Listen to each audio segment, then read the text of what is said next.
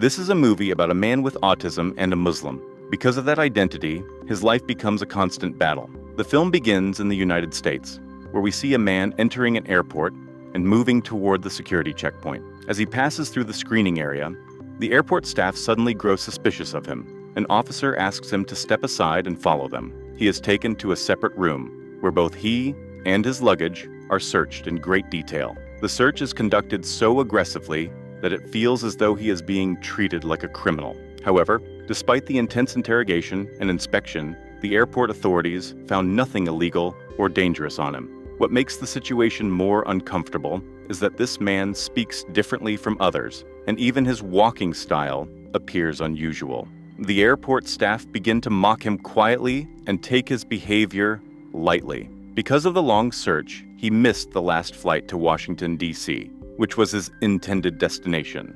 An airport officer asks him why he needs to go to Washington, D.C. The man calmly explains that he wants to meet the President of the United States and deliver a simple message.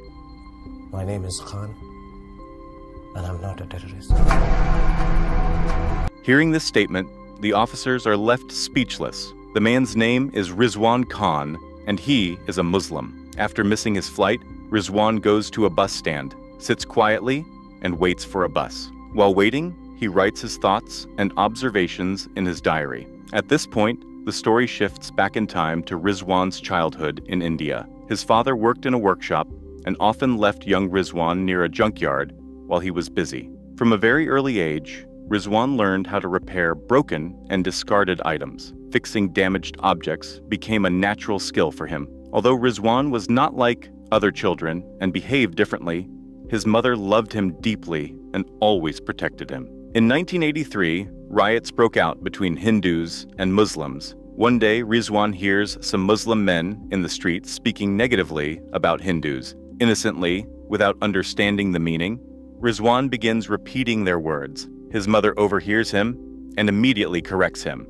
She explains that there are only two types of people in the world: good people who do good deeds and bad people who do bad deeds. Religion, she tells him, does not decide whether someone is good or bad. Because of this lesson, hatred never takes root in Rizwan's heart. As Rizwan grows older, he faces difficulties at school where other children bully and harass him. Seeing his struggles, his mother takes him to a strict and disciplined man named Master Wadia. Rizwan's ability to speak English impresses Master Wadia, and he agrees to teach Rizwan personally. As time passes, Rizwan grows into a young man. One day, the area where Master Wadia lives becomes flooded with water. Master Wadia gives Rizwan the day off, but instead of leaving, Rizwan rides his bicycle through the water and starts a motor pump. Gradually, the water begins to drain away, and by evening, the entire area is cleared, showing Rizwan's intelligence and problem-solving ability. Later, several women begin visiting Rizwan's house to get their household items repaired. As word spreads about his skill in fixing things, Rizwan's mother feels proud and happy, watching her son help others. Rizwan has a younger brother named Zakir, and because their mother gives more attention to Rizwan, Zakir slowly develops jealousy and resentment toward him. As time moves forward, both brothers grow up. Zakir receives a scholarship to study at a university in the United States. Their mother becomes emotional and tells him how much she will miss him. But Zakir responds sarcastically, saying she will miss him only after getting some relief from Rizwan. With that, Zakir leaves his family and moves to America. In the United States, Zakir marries a woman named Hasina. Despite this, their mother, Razia, misses her son deeply. Zakir plans to bring her to America, but before that can happen, Razia passes away. Zakir returns to India for her funeral. Before her death, Razia makes Rizwan promise that he will go to America and live with his brother. Honoring his mother's last wish, Rizwan later travels to the United States to live with Zakir and his wife. Hasina is a psychology professor at a university, and she soon realizes that Rizwan has Asperger's syndrome.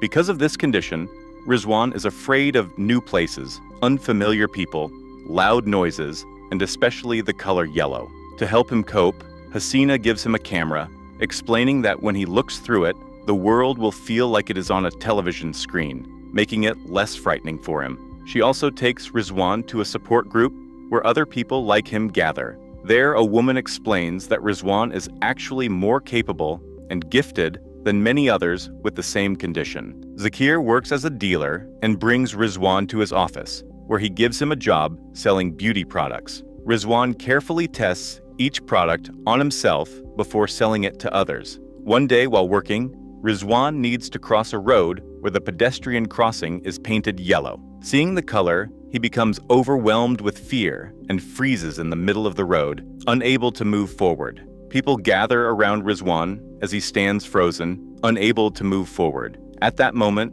a woman approaches him and gently says that there is nothing wrong with being afraid. She tells him that fear only becomes a problem when it grows so large that it stops a person from moving ahead in life. After saying this, she walks away. When Rizwan turns around, he is unable to see her face clearly. Curious and drawn by her words, he follows her into a salon. Inside the salon, he finally sees her properly and learns that her name is Mandira. Rizwan introduces himself to her and begins talking about his work. He starts selling his beauty products there as well. Earning money makes him genuinely happy, and slowly, he begins to like Mandira. Rizwan starts visiting the salon again and again, finding excuses just so he can see Mandira. One day he arrives wearing a pink sweater because he once noticed Mandira wearing a pink scarf. Along with selling his beauty products, he continues trying to spend more time around her.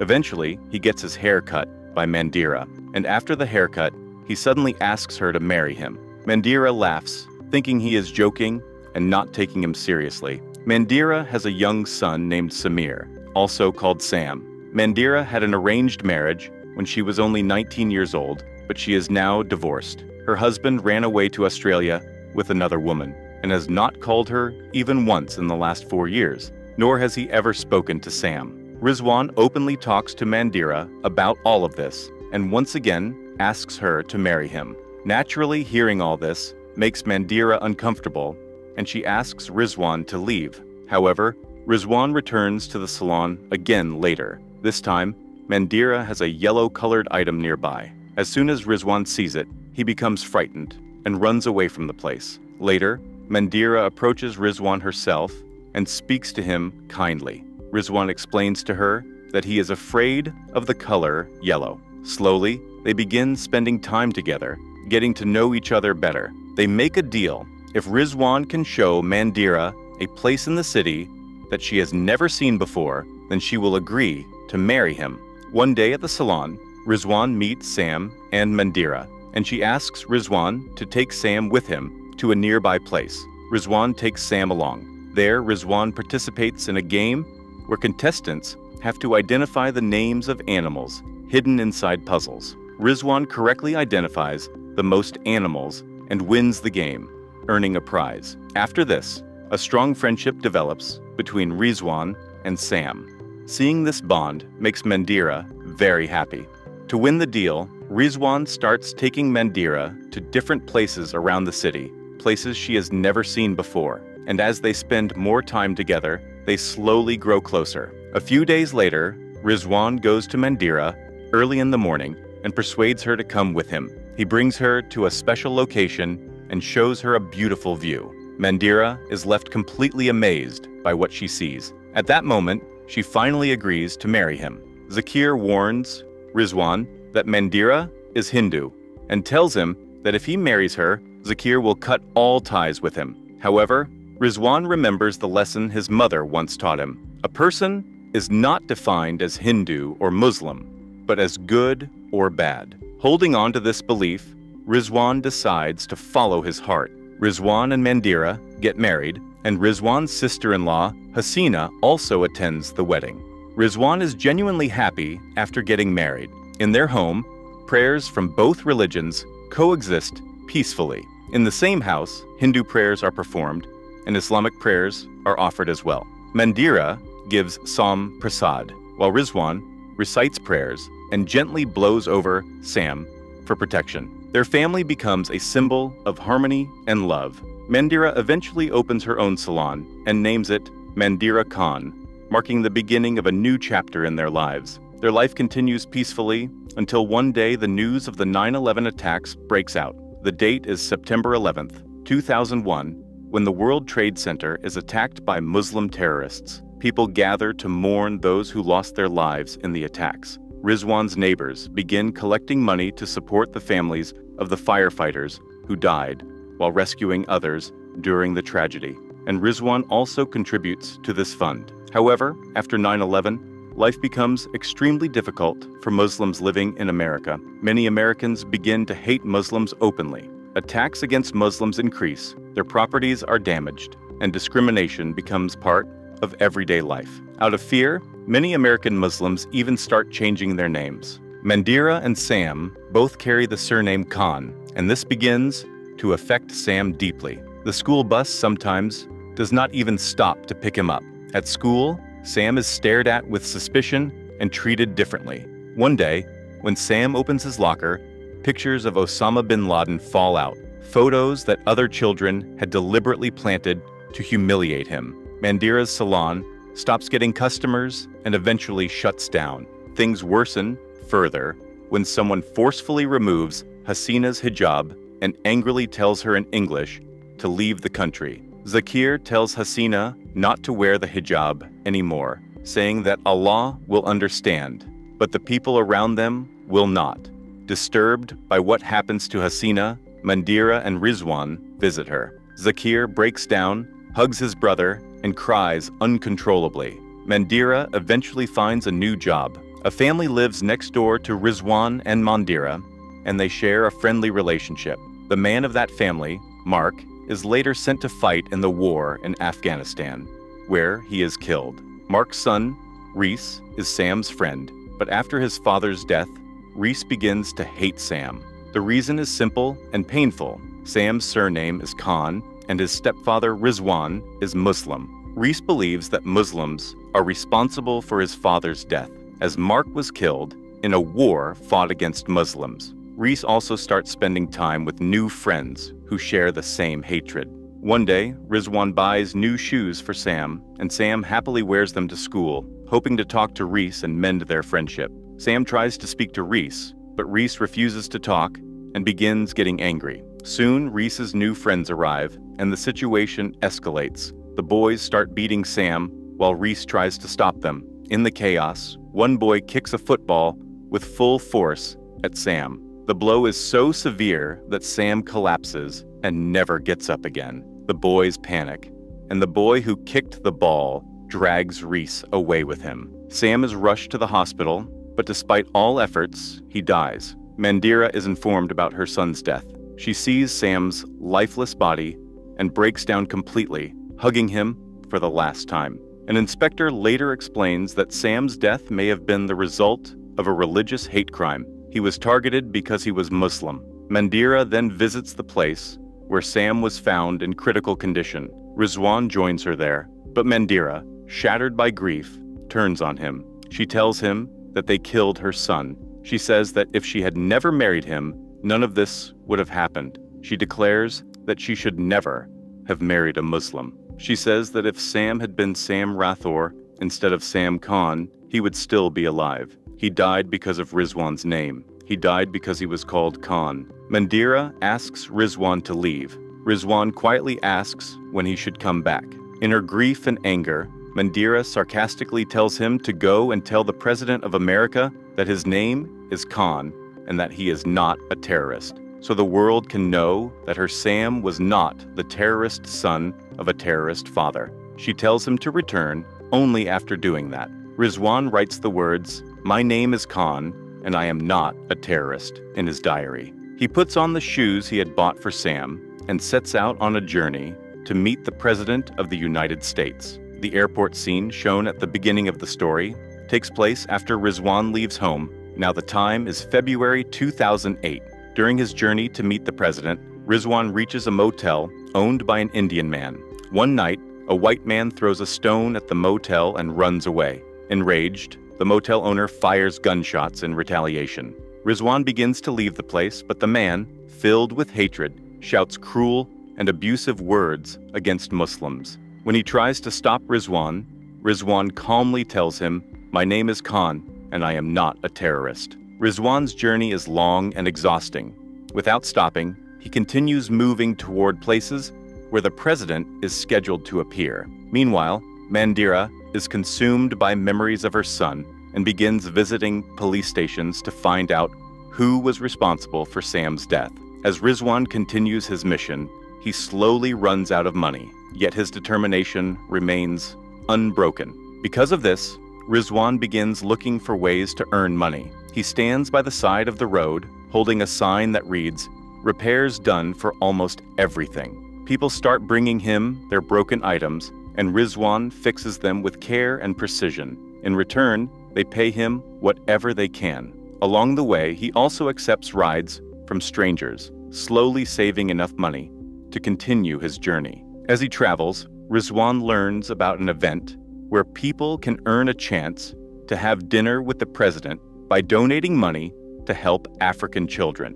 Rizwan goes there and donates $500. However, he is told that this opportunity is only for Christians. Rizwan calmly replies that they should keep the money for those African children who are not Christians. After saying this, he quietly moves on and continues his journey. While traveling on a bus, Rizwan meets a couple and sits near them. After some time, he gets up to offer his prayers. The man from the couple tells him that prayers should be performed by looking at the place and the people around, implying that the environment matters. Rizwan responds gently that prayer is not about place or people, but about intention. He then offers his prayer in an open space, while others watch him with curiosity and suspicion. Time passes, and now it is the month of June. Rizwan reaches Wilhelmina, Georgia. There he sees a young boy who is injured and asking for help. Rizwan immediately takes the child to his home.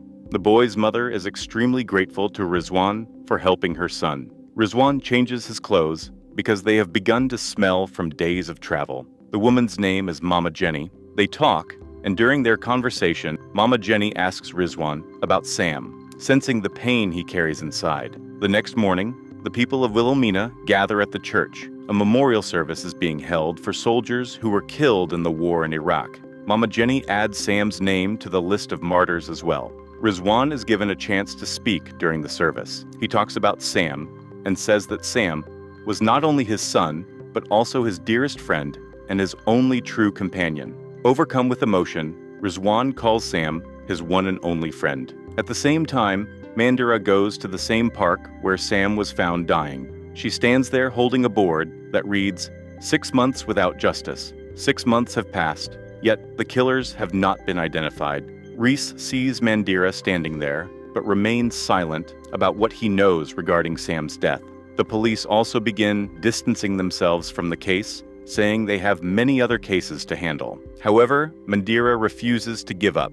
She prints papers describing how her son died and who was responsible, and she starts handing them out to people, determined to keep Sam's memory alive and demand justice. Meanwhile, Rizwan reaches Los Angeles, where the president is scheduled to arrive. He sits quietly inside a mosque. In the same mosque, a doctor named Faisal Rahman is present. The doctor is secretly provoking other Muslims, trying to radicalize them and push them toward jihad. Rizwan listens silently at first, then finally speaks up. He openly challenges the doctor's words and explains that what he is saying is wrong. This causes the other Muslims present to start questioning the doctor. As a result, the doctor's influence weakens and his plan begins to fail. Later, Rizwan reaches UCLA University, where a large crowd has gathered. The president arrives there as well. Suddenly, Rizwan raises his voice and loudly says in English, "My name is Khan, and I'm not a terrorist!" Did he just say terrorist? I'm not a terrorist! Hearing the word terrorist shouted in a crowded place, the police misunderstand the situation. Believing Rizwan to be a threat, they violently tackle him to the ground and beat him. From their perspective, it seems justified, as Rizwan is loudly shouting a word associated with danger and fear. After this, Rizwan is placed under house arrest, his mission once again misunderstood by the very system he is trying to reach. Rizwan is now imprisoned in a place where he never should have been. Inside the jail, he is subjected to inhumane treatment. He is not even allowed basic dignity, struggling with simple bodily needs. Harsh lights are constantly shined directly into his face. At times, the cell becomes unbearably hot, and at other times, freezing cold. No one tells him when it is time to pray. Whenever Rizwan feels frightened or overwhelmed, he quietly bows down in prayer. The authorities repeatedly question him about Al-Qaeda, but Rizwan keeps giving the same simple answer, that he only wants to meet the president because his wife asked him to. A psychiatrist is assigned to speak with Rizwan and evaluate him. At the time the president visited the university, 2 students from the same university were also present. The boy's name is Raj, and the girl's name is Komal. They were recording videos for a project and happened to record Rizwan as well. In the footage, Rizwan can be clearly heard saying his name is Khan, and he am not a terrorist. Raj and Komal decide to make Rizwan the subject of their project. They approach a computer hacker and dig into Rizwan's background. After gathering information, Raj and Komal meet a journalist named Bobby. Raj manages to convince Bobby to cover Rizwan's story. Soon, Rizwan's case begins appearing in the news. Bobby also interviews Zakir and Hasina on television. Earlier, Rizwan had called Hasina because he wanted the FBI to know about Dr. Faisal Rahman. This information is shared publicly through the news, and Bobby even repeats Rizwan's words on air, saying he is not a terrorist. Mandira sees this broadcast and finally begins searching for Rizwan. A judge listens to the message Rizwan had sent to the FBI regarding Dr. Faisal Rahman. Later, the psychiatrist informs Rizwan that because of his phone call, Dr. Faisal Rahman has been arrested. It is revealed that Dr. Faisal Rahman is indeed a terrorist, and 8 more people are arrested along with him. After spending more than 15 days in prison, Rizwan is finally released. Outside the police station, Bobby and several others wait for Rizwan. Inside the station, Rizwan senses the familiar fragrance that reminds him of Mandira. He quietly exits through a different door and sees Mandira standing there. However, he does not go to her because he knows his promise is not yet complete. Seeing Rizwan on the news inspires other Muslims as well. They begin standing tall again, meeting people eye to eye without fear. Hasina also starts wearing her hijab, again with confidence. Rizwan becomes widely known, and the hacker who uncovered his information feels proud of his role in bringing the truth to light. Through the news, Rizwan learns that Wilhelmina, Georgia, has been struck by a severe flood. Without hesitation, he travels back there. Heavy rain continues to fall, and the area is submerged in water. Rizwan goes to the church, where he reunites with Mama Jenny. He has come specifically to help her and the community. The situation is desperate, with people suffering all around. Suddenly, lightning strikes the church, and part of the roof collapses. Zakir informs Raj about Rizwan's journey to Wilhelmina, which prompts Raj and Bobby to travel there as well. When they arrive at the church, they see Rizwan actively helping repair the damaged roof. Bobby reports this on the news, and people across the country learn about Rizwan's selfless actions. Mandira also sees this on television. During the chaos, a child dies, and Rizwan is unable to save him, which deeply affects him. Soon, more people arrive to help, including Rizwan's brother Zakir and his sister-in-law Hasina. Together, they assist the flood victims. Overcome with gratitude, Mama Jenny hugs Rizwan tightly. Even in India, people see Rizwan on the news, and many Muslims feel proud and encouraged by his actions. Rizwan tells the media that he wants to meet the president only because his wife asked him to, and he wants to tell him that his name is Khan and that he is not a terrorist. Reese sees Rizwan on television and finally gathers the courage to tell Mandira the truth about Sam's death. As a result, the boys responsible for the attack are arrested, including Reese himself. Mandira asks the authorities to show mercy toward Reese because Reese's mother is her close friend. Mandira listens to a message from Reese's mother in which she urges Mandira to return to Rizwan. Mandira goes to the place where Sam was found dying and releases balloons in his memory. After that, she goes to find Rizwan. However, at that very moment, a man who supports Dr. Faisal Rahman attacks Rizwan and stabs him.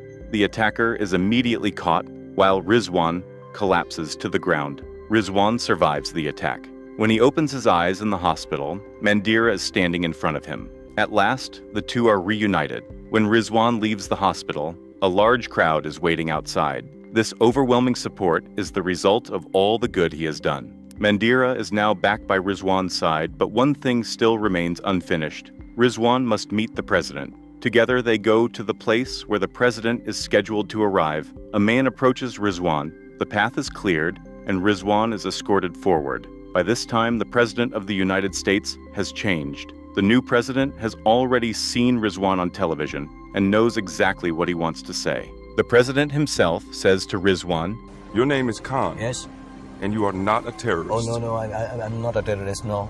Rizwan then shows him Sam's photograph and says that Sam was not a terrorist either. Earlier, an airport officer had jokingly told Rizwan to say, "Howdy," to the president. Rizwan mentions this to him, and the president treats Rizwan with great respect. Mandira stands beside Rizwan, finally at peace and happy again. As Rizwan walks through the crowd after meeting the president, people applaud him. With this, the movie ends.